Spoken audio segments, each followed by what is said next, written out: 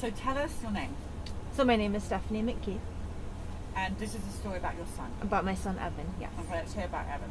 So Evan is an 11-year-old boy. Everything about him is normal to what most 11-year-old normal boys are like.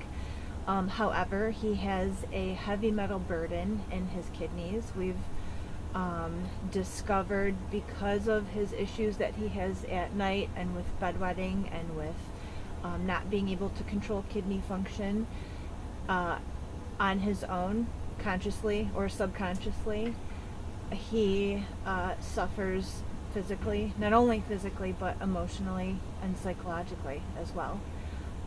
It is not something that has been diagnosed or accepted as a diagnosis because he's not an autistic child, but he's an injured child. He is an injured child, and which is what we're trying to bring light on in his particular instance, because it's not only the autistic result from a vaccine injury, it's the injury itself. No matter what it is, there's multiple different ways to be injured by vaccines.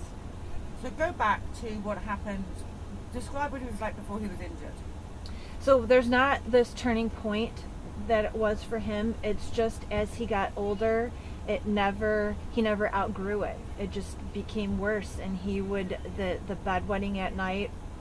Okay, maybe he hasn't grown out of that yet, but then he would turn 8, and then he would turn 9, and then he was still having accidents during the day, and it was something that was still constantly being affecting his life and affecting those around him. His siblings don't have that. He has a younger sibling that does not have the same issue, and that emotionally suppresses him as a human to have to deal with that, knowing what this is doing to him, and he has no control over it. So have you spoken to any medical professionals about your son's injuries? What has Sure. been their reaction?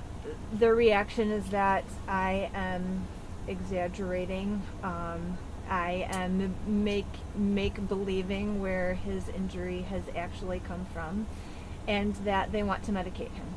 They want to give him different drugs and And they must give him pharmaceuticals drugs for what? to suppress the function further of his kidneys so that he doesn't urinate as often. Wow. That's their Let's give him resolution. psychotropic drugs. Uh-huh. Wow. Mhm. I'm so glad that you're on the ball and you know that. Mm-hmm. And for his emotional state, of course, antidepressants and things of that nature, which we aren't going there either. How is he though? Is he depressed? Is he because it must be awful to have this. It's a heavy weight that Yeah. carries. He can't go on. He can't have a sleepover. Right. He's never slept away from home unless it's at grandma's house.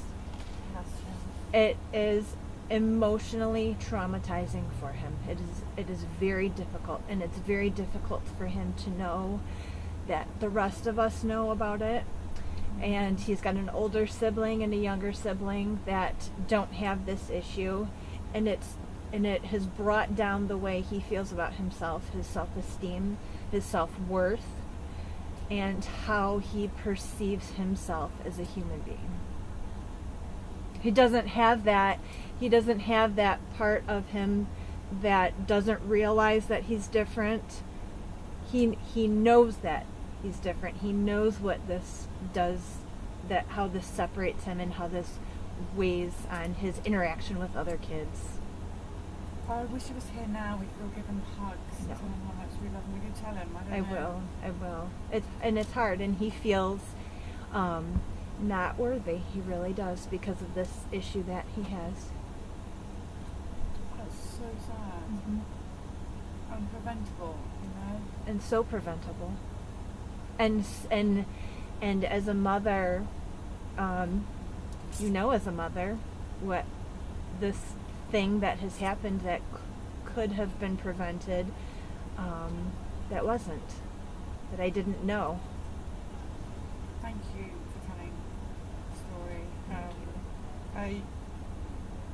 There are people on here that want to be your friends. Did you have a Facebook page? That I they do. could- and what's your name on Facebook?